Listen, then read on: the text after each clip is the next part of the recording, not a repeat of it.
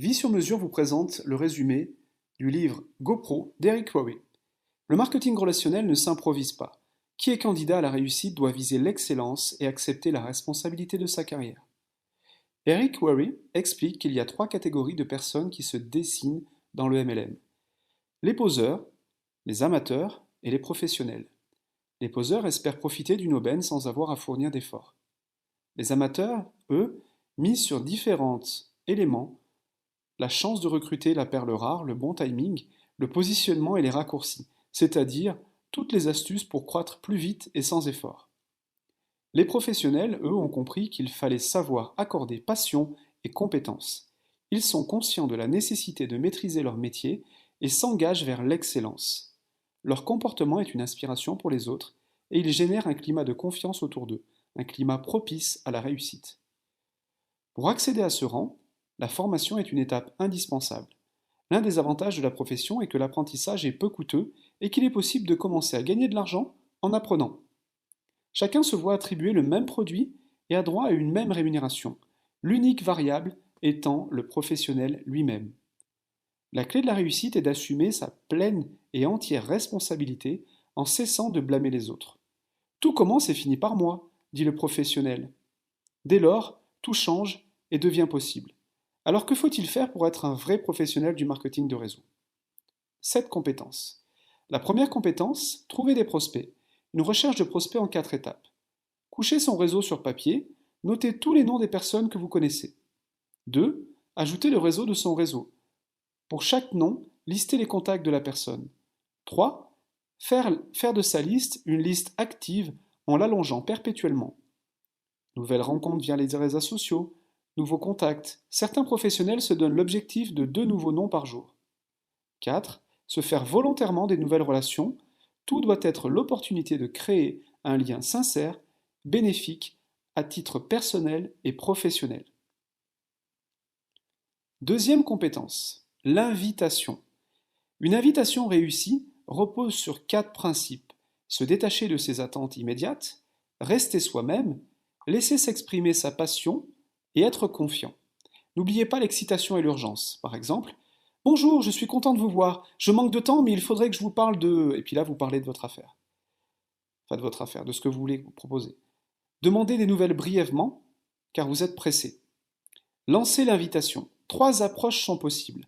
L'approche directe, j'ai quelque chose à vous proposer. L'approche indirecte qui sollicite un avis, vous me rendriez service en examinant ma situation. L'approche ultra indirecte, à l'occasion de laquelle le prospect est soi-disant sollicité pour amener d'autres prospects. Connaîtriez-vous quelqu'un intéressé par... etc., etc. Puis vous lui proposez l'outil, avec la phrase « si je, est-ce que vous ?»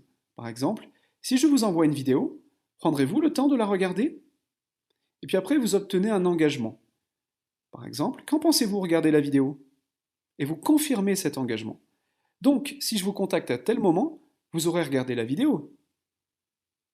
Comme cela, votre prospect a lui-même posé le prochain rendez-vous. Et enfin, vous déterminez le moment et l'heure précise de l'entretien. Ok, donc je vous appelle jeudi à 20 h. N'oubliez pas que vous êtes pressé, donc mettez fin à la conversation rapidement.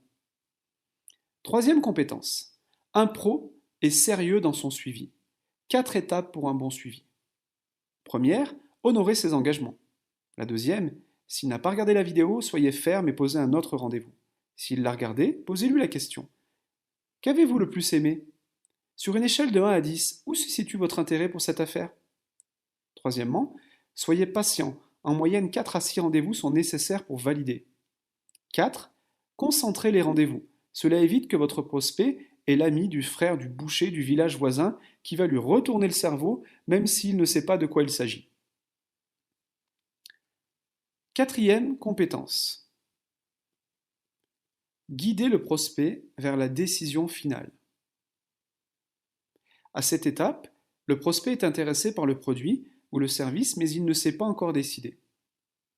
Ayez les bonnes attitudes. Première attitude, ne soyez pas pressé. Vous n'êtes pas chasseur et ce n'est pas une proie. Deuxième attitude, soyez confiant. Vous connaissez votre société et vous savez que vous allez accompagner votre prospect vers sa réussite. Faites-le lui savoir.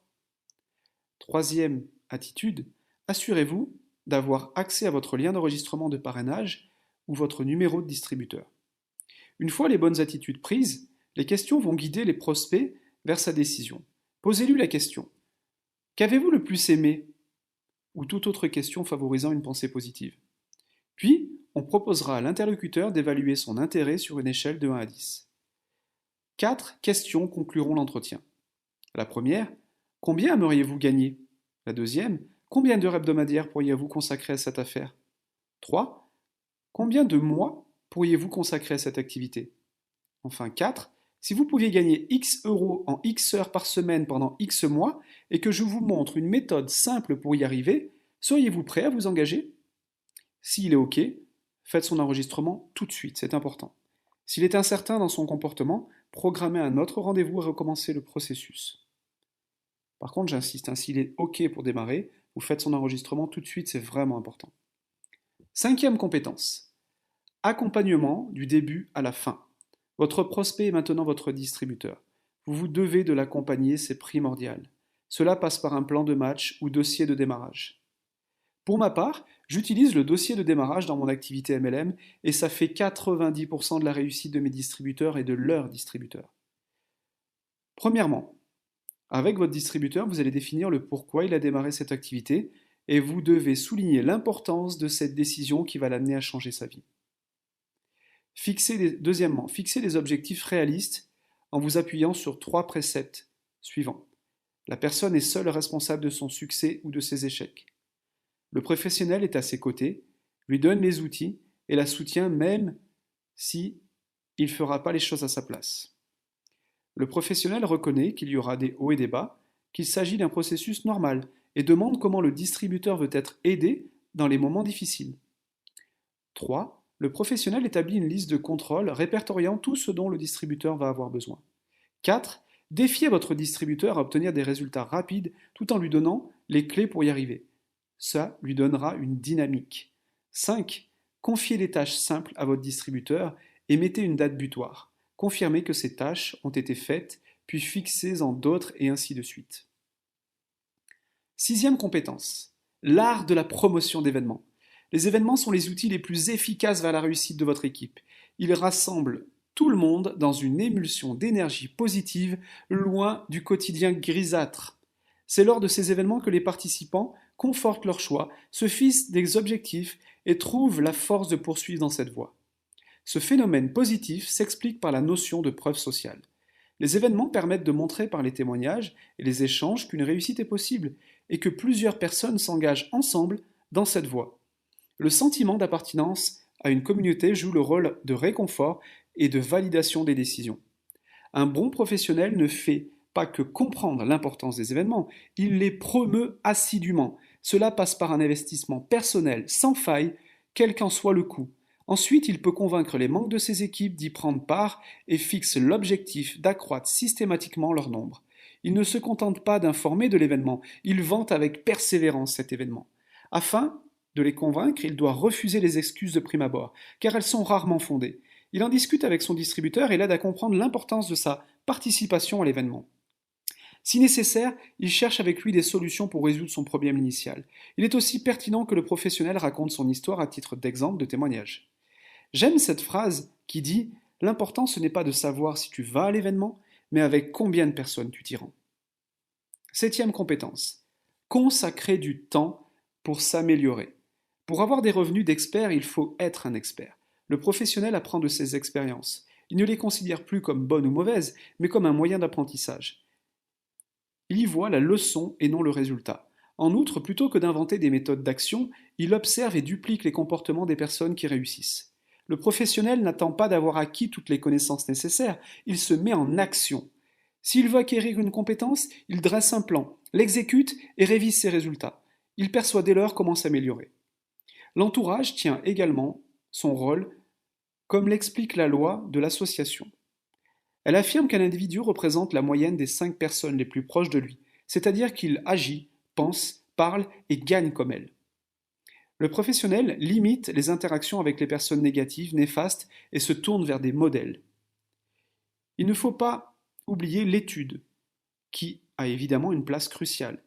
Il est essentiel de se concentrer sur les apprentissages de base avant de se disperser vers des savoirs annexes. L'auteur évoque l'avantage de programmes audio propices à une réécoute régulière. Il encourage la lecture des experts s'étant consacrés à partager leur savoir et expérience dans des livres.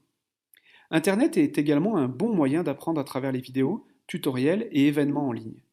De plus, les événements d'entreprise sont la solution optimale puisqu'ils permettent une plongée sans distraction dans l'apprentissage. Enfin, l'une des manières d'apprendre les plus efficaces est d'enseigner. La transmission des connaissances impose de les cerner clairement. Voilà, je vous remercie, le résumé de GoPro d'Eric Worre. J'espère qu'il vous a plu. Mettez un pouce bleu et abonnez-vous à la chaîne pour être informé des nouvelles vidéos. C'était ma première vidéo d'une longue série et je vous prie d'être indulgent. Je vous promets de m'améliorer au fil du temps. Si vous voulez lire le livre dans son intégralité, j'ai mis le lien pour l'acheter sur Amazon dans le descriptif juste en dessous. Je vous remercie.